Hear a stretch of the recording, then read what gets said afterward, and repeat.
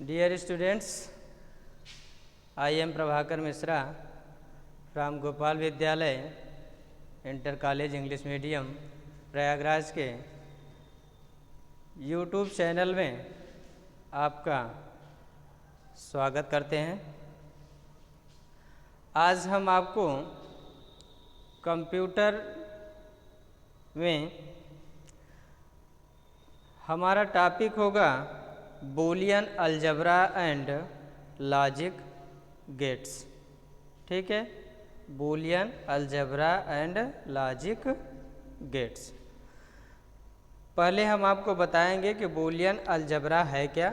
ठीक है, हम आपको पहले बूलियन अलजेब्रा के बारे में बताते हैं कि बूलियन अलजेब्रा में क्या है।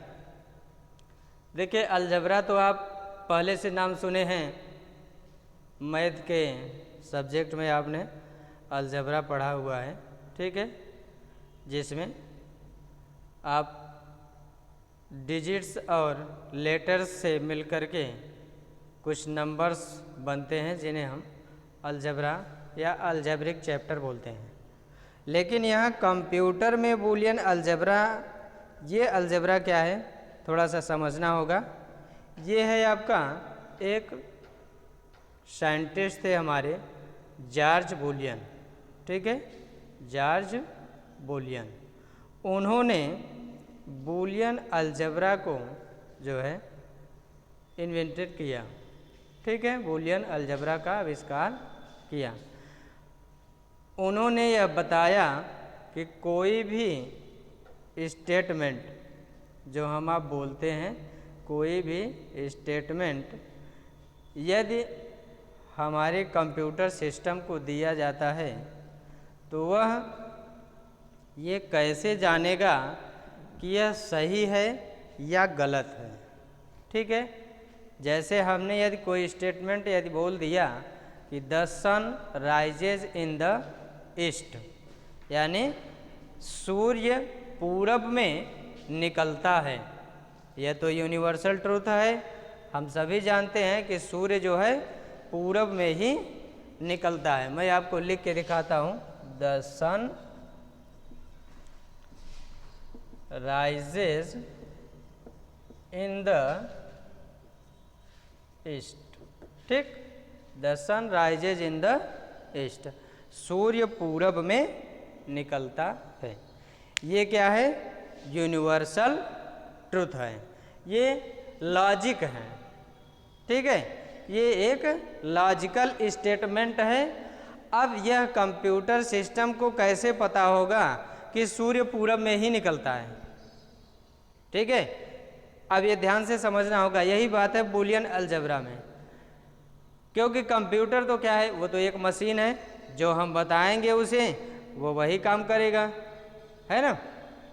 जो चीज़ें हम उसे बताएंगे वह वही काम करेगा। उसे ये थोड़ी पता है कि सूर्य पूरब में निकलता है कि पश्चिम में निकलता है, हाँ, कि उत्तर में निकलता है कि दक्षिण में निकलता है, उसे क्या मालूम। लेकिन ऐसा बूलियन साहब ने कुछ ऐसे स्टेटमेंट बनाए, उन्होंने कुछ ऐसे लॉजिक्स बनाए जो हम कंप्यूटर में यदि टाइप करते हैं, यदि हम लिखते हैं तो हमारा कंप्यूटर सिस्टम बिना कुछ बताए हुए वह अपने आप ही डिसीजन ले लेता है कि हाँ, ये सत्य है कि सूर्य पूरब में ही निकलता है। ठीक है, तो ये हमारा क्या हुआ, लॉजिक स्टेटमेंट। दूसरा हम कोई लॉजिक स्टेटमेंट एक और लेते हैं आपको।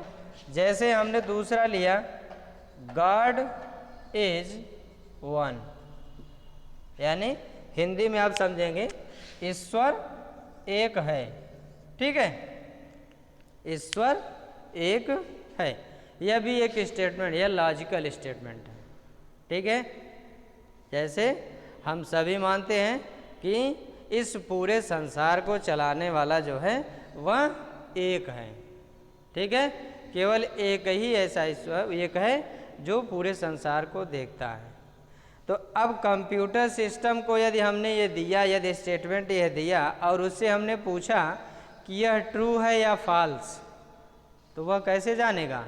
जब हम उसको पहले से इस चीज़ की प्रोग्रामिंग, इस चीज़ को हमने उसे बता रखा है, तभी तो वह बताएगा कि यह सही है या गलत है ना, क्योंकि वह क्या है हमने बताया वो तो एक मशीन है, मशीन को क्या जैसा आप उसे ऑपरेट करोगे वैसा वो काम आपको आउटपुट देगा।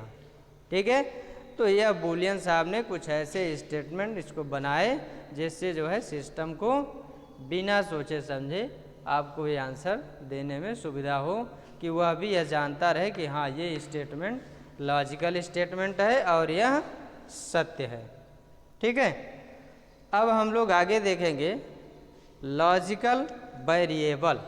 ठीक है, लॉजिकल वेरिएबल को हम कुछ डिजिट से भी रिप्रेजेंट करते हैं, जैसे 0 और 1। ठीक है, 0 और 1। दूसरा है हम A और B भी मान सकते हैं, A और B। ठीक, ये हमारे लॉजिकल वेरिएबल। अभी हम आपको बताएंगे कैसे हम लोग इसे लिखेंगे। आप A या B भी लिख सकते हैं, X भी लिख सकते हैं, X और Y भी लिख सकते हैं, ये आपके मन पे है। ठीक है, ये हमारे लॉजिकल वेरिएबल हैं। अब हमको यहाँ पे आप थोड़ा सा मैं आपको पीछे ले जाऊँगा इंग्लिश ग्रामर में। यदि आप लोग पढ़े होंगे, जानते होंगे यदि, तो ठीक है। एक चैप्टर है इंग्लिश ग्रामर में सिंथेसिस का। ठीक है, वहाँ से कुछ मिलता हुआ मैं आपको बताऊँगा। जैसे यहाँ पे मैं 2 अलग अलग स्टेटमेंट लिखूँगा।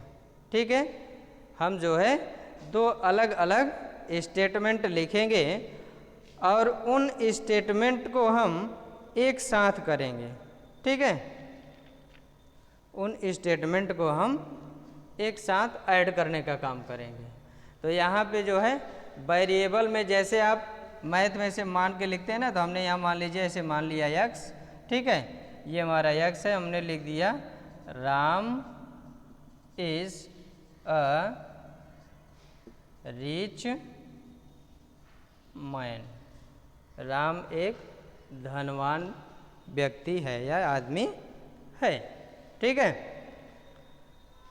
हमने लिख दिया स्टेटमेंट आपका क्या, Ram is a rich man. लेकिन हमने इस पूरे स्टेटमेंट को वेरिएबल का नाम क्या दिया, x। ठीक है, यानी यह पूरा जो है, जैसे एक प्रकार मैं आपको एग्जाम्पल लूँ कि आप क्लास 10th के विद्यार्थी हैं, आप सभी जितने स्टूडेंट हैं उन सभी का डाटा जो है आपका नाम, आपके पिताजी का नाम, माताजी का नाम, डेट ऑफ बर्थ, सारा कुछ जितना भी डाटा है वो किसके पास है, क्लास 10th के क्लास टीचर के पास। क्लास टीचर के पास यदि आप जाएं और उससे अपना कोई भी डाटा मांगेंगे, आपको जो है तुरंत अवेलेबल हो सकता है। इसी प्रकार से यहाँ पे मैं इसको जो है वेरिएबल यानी एक तरह से मानो तो क्लास टीचर बना लिया। ठीक है, अब इस वेरिएबल के अंदर इतना पूरा स्टेटमेंट लिखा हुआ है। इसी प्रकार से आप जो है वेरिएबल आप अलग अलग मानते चले जाएंगे, जो आपकी इच्छा हो, ABCDEFG जितना भी आपको इच्छा हो XYZ तक, 0 से 1 2 3 4 जितना चाहें आप वो आप नंबरिंग करते चले जाएं और अपना जो है यानी उसको वेरिएबल मानते चले जाएं और स्टेटमेंट अपना लिखते चले जाएं आप। ठीक है, इस प्रकार से हम जो है अपना लॉजिकल वेरिएबल बना लेते हैं। अब हम आगे जो है पढ़ेंगे। आपको मैं कुछ ट्रुथ टेबल के बारे में पहले बता दूं, तब मैं आपको ऑपरेटर्स के बारे में बताता हूं। ध्यान देंगे, ट्रुथ टेबल क्या है।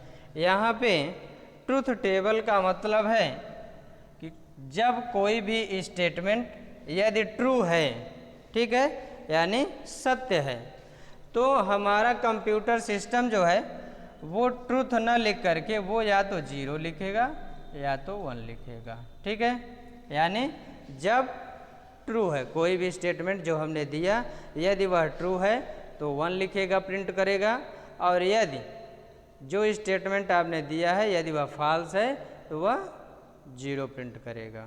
ठीक है, दूसरी बात, शॉर्ट में हम लोग कुछ है T और F को भी यूज कर लेते हैं। यदि ट्रू है तो टी प्रिंट करेगा, फॉल्स है तो यह प्रिंट करेगा। ठीक है, अभी आगे मैं आपको और भी बताऊंगा।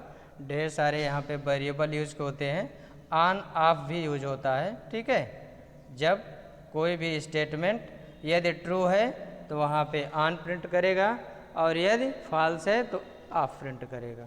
ठीक, इस प्रकार से हम लोग ट्रूथ टेबल यूज करते हैं। नेक्स्ट वीडियो में हम आपको लॉजिकल ऑपरेटर्स के बारे में बताएंगे कि ऑपरेटर्स कितने होते हैं और इनके क्या क्या यूज हैं। धन्यवाद।